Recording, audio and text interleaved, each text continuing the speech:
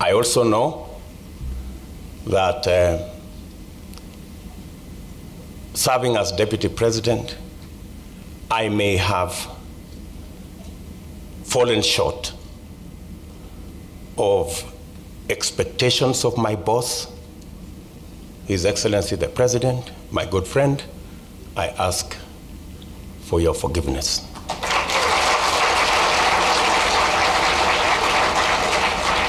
I know also in this journey, many people have hurt me. But on this prayer breakfast,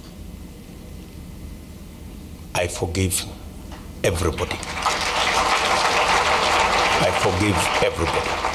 I want us to go into this election free of the debt of hurt and free of the debt of forgiveness. We are. All right, that was the Deputy President speaking at the National Prayer Breakfast, of course, on Thursday, apologizing to his boss and also saying that he has forgiven those people that may have hurt him. He also offered something that sounds like an apology of the regime. Watch. To the great people of the Republic of Kenya, I know we have tried our best. We may not have done as much as you would have expected of us. We have failed you in some areas. We have not been as united as we should have been. We have failed in some areas. We ask, and specifically myself, I ask for your forgiveness. All right, let me begin with you, Herman, because watching that prayer breakfast, I want to guess that you watched, but anyway, from the clips that you see here, do you believe in that apology? And an apology about what? First, what people say in places like those, just normal routine things. You can't say anything else. You just say those kind of things. The occasion is, first of all, is a gathering of people who are not sincere about anything, leave alone prayer. These are a gathering of the biggest sinners in the country, or people who have caused the greatest pain to this country, or people who represent the worst that this country has. So really, from the start, you don't expect much.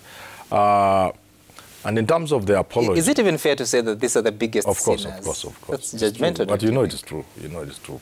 Of course, the apology, again, is part of that routine, normal things you say, real, that mean nothing.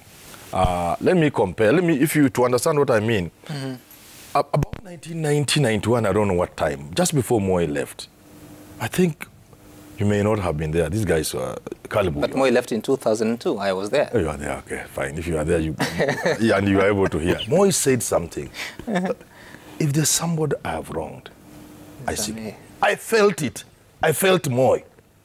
You could feel him, and that he was sincere. But this is just plastic. But it's to be expected on an occasion like this. People just say those things. Because sometimes even what Ruto did there like that one is very smart. He scored a lot. Seriously, he scored a lot. He's a politician, including inviting Martha Karua. He scored a lot. So it is politics and what is to be expected on an occasion like that. But in terms of whether they are really serious, no, I doubt. Because when Moi said about forgiveness, that he was forgiving and he was asking for forgiveness, I felt him and I knew he was sincere. But not this one. Caleb, what is your party leader apologizing about? Because he says, I may have fallen short of the expectations of my boss, and for the people that have hurt me, I forgive you. Well, I think William Ruto, or my party leader, is apologizing over many things that have happened. The key one is that they have not been as united as they should have been. That is the key. And not for reasons created by him, but for reasons created by the side of President Uhuru Kenyatta. And I think as a leader, it's always good to own up to some things. A lot of things have happened. As you have seen, he has forgiven those who have hurt him. he has asked for forgiveness for those he may have hurt, knowingly or unknowingly, and specifically to his boss, Uhuru Kenyatta, who may be expected that has been said many times by many people that the deputy president should just be a yes man. To whatever the president wants, the deputy president should just say yes, even if it is not in the best interest of the country at the time. So I think maybe because maybe the DP was referring to his stand on the BBI, that it was not a priority for Kenya at that time, and the eventual death of BBI. And I think he was genuine. I think he was very genuine. And you can tell, as a professor here has said, the audience that was there received the message well. Because if they hadn't received it well, there wouldn't have been an applause. But ordinarily, how does an apology look like? Is it in person or is it in public? An apology can come in any way, but a political apology should come in public, because everything that has happened is out there in the public. So I think his was a genuine political apology, if there is anything like that. And I believe also in him, as a Christian, this was a prayer breakfast. I don't agree with with Manyora that everybody who went there just went there for dinner. I don't even know whether Manyora goes to any church. Maybe we need to know first. But I think as Christians, that is how a Christian believer behaves. Which church do you go to? He's a Muslim. Oh, he's a Muslim. Okay, that's good. So I think with your faith, even as a Muslim, that is also accepted as an apology. And you see, you cannot limit or measure an apology because of the person who is asking for it. Once he has said it, he has let it out there, it is between him and God and the people who have hurt him and the people he may have hurt, to allow him and accept the forgiveness. But I think it's good for leaders to actually stand up and get the courage that William Ruto had on that day and say it as it is, so that we may move forward, especially as we go towards this election. It's good to offload that baggage so that everybody knows that in the event, because William Ruto is preparing for victory, he doesn't want that in the event that he has won an election, my good friend, professor here, will be looking for me and say, please protect me because I have hurt William Ruto. We want everybody to be free and know that they belong to Kenya. It was a political contest. Everybody exercised their democratic right, and we move on.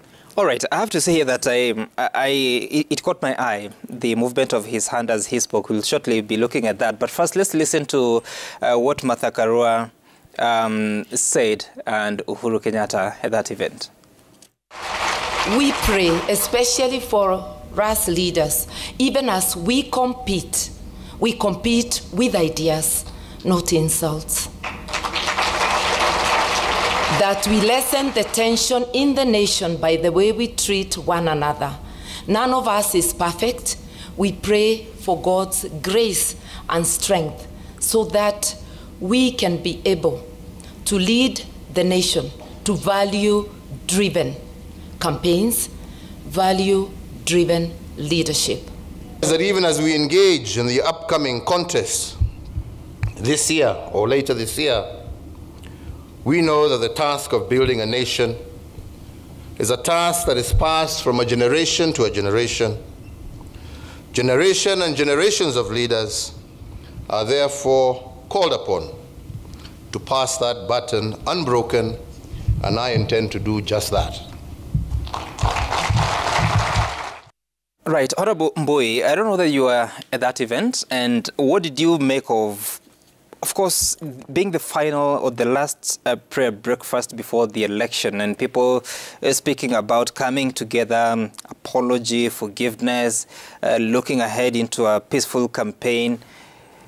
Is this just a ritual, or did they mean what they said? Some, the prayer breakfast has been held every year since Uhuru became president in 2013. And those comments are always made. I remember even one time my party leader and Raila were called to the podium to also say a word when the political heat was quite the temperature was very high. So this I think in a way it does actually soothe or reduce the temperatures in the country. It actually does work. Allow me to just say that I totally disagree with the professor here when he says that, you know, he makes the prayer breakfast sound like it's a meeting at Committee Maximum Prison, when he says all the sinners, you know, are inside there. And even the sheikhs that were praying for this event and the bishops were all there. So, I mean, if you say all the sinners are congregated there, you must say a few may be sinners, but generally there's a lot of good people. My observation is that when I listened to the deputy president, I think he did sound sincere. In my opinion, I think he sounded sincere. He sounded sincere to the point that he feels that they have not been united. Maybe he should have told us why he was not united with his boss, because he's been attacking his boss all through since 2018. But then, unfortunately, soon after the sincere and very, good-sounding apology and quoting a few Bible verses, he ends up again on an attack of the president from the very next day. Because let me say this, you know, BBI was already stopped by the court. Why is it still the main point of agenda of discussion? They were in Kirinyaga, I think, yesterday. If you listen to all of them, they are still talking about BBI. We are competing on the issues of those who want to change the constitution and those who want to bring, I think, an improvement to the economy. Why do they keep saying that? And they know the president was a supporter of the BBI process. And they know clearly what the issues of BBI were. So they cannot keep talking about this issue of BBI and say that they want to be forgiven and they respect the president. I think... But is the issue of BBI a national issue or a personal issue? It's a national issue, but they keep making it seem like the president and Raila are just about BBI. And I'll tell you this, Sam. Remember, the biggest issue of BBI that they were opposing was the issue of creation of positions. They were saying, oh, they want to change BBI, they want to change the constitution to create positions, but then they are not seeking for positions. But look at what has happened. He was the first person to announce an office of chief minister, which doesn't exist in the constitution.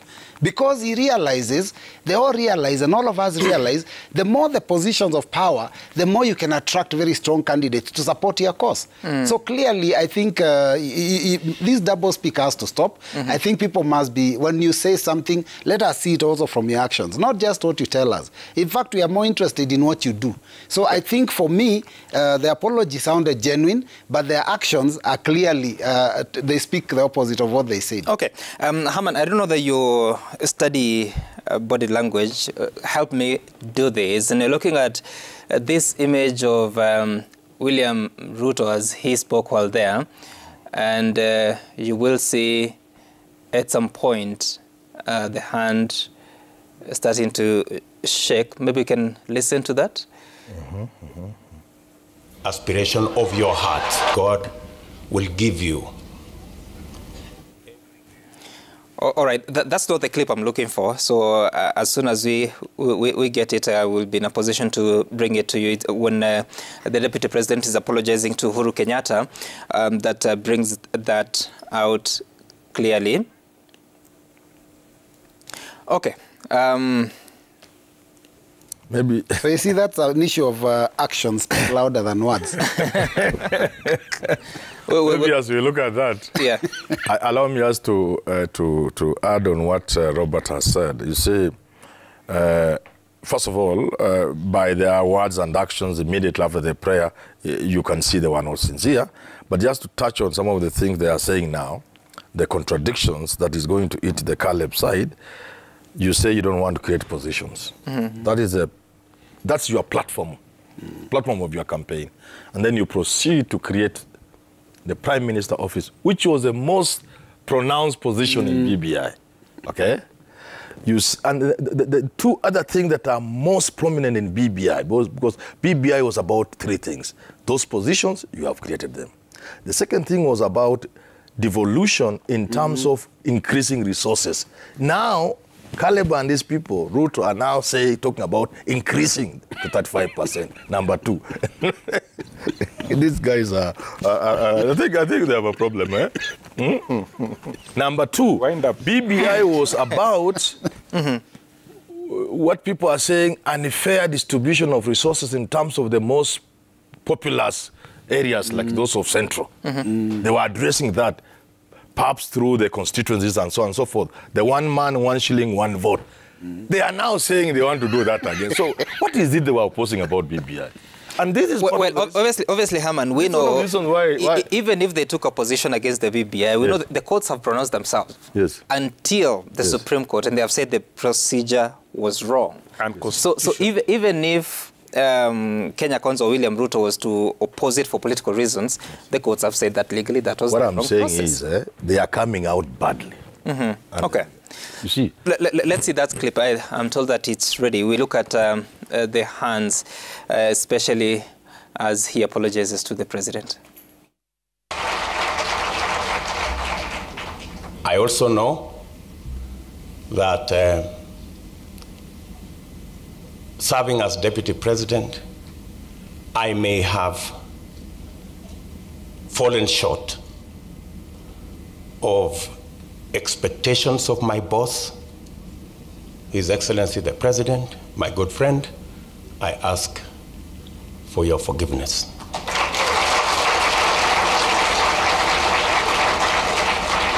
I know also in this journey, many people have hurt me. But on this prayer breakfast, I forgive everybody. I forgive everybody. I want us to go into this election free of the debt of hurt and free of the debt of forgiveness. So, Herman, how do you describe that?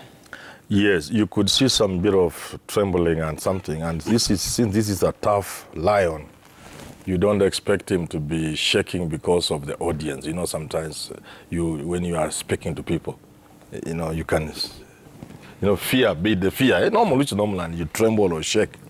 That's not expected of Ruto. But I think it is more to do with what he was touching on. I think about how he has been treated. I think it's from inside. He feels it. That he's talking about something that is really personal, about the treatment he thinks has been accorded to him by the president. Okay. Yeah. How do you describe it? You know him better than maybe all of us on this panel.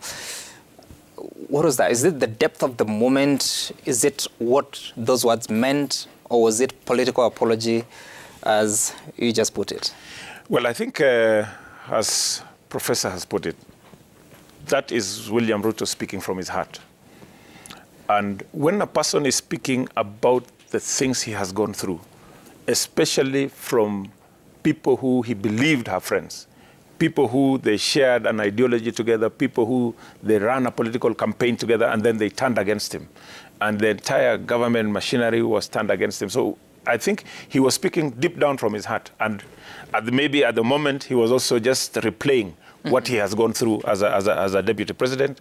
And that would definitely cause some unease in body language. But I think it's actually that even, in fact, the repeat of that clip has shown how genuine Dr. William Samoei Ruto, the 5th president of Kenya, was when he gave the apology. As the professor said, is rightfully put it, what he has gone through. Even some of us who have worked with him, we tell him, my friend, how have you been able to handle all this? In fact, I'm waiting for the day that William Ruto will write his book and give the story of when the last 5 years of his deputy presidency. That will be a bestseller, because what he has gone through is enormous, both as a leader, even his family, even as his friends and supporters. It has been hell for us, but I think with God's grace, we are getting over it. Robert, are you persuaded by that explanation about the body language? Well, I think maybe you need to look at the whole function in totality to know what could have happened. Because at the beginning, he was very comfortable. And he played, he was very sly, because he felt that if he calls the president might call Martha to represent Raila. So he made the decision to call her.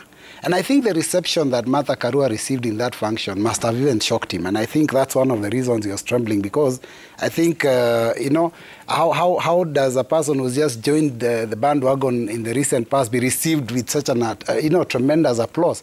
Not to forget that, you know, he's a very composed person. For the first time, or maybe the second time, he actually misquoted the Bible. And this is a person who's a serious, you know, religious leader.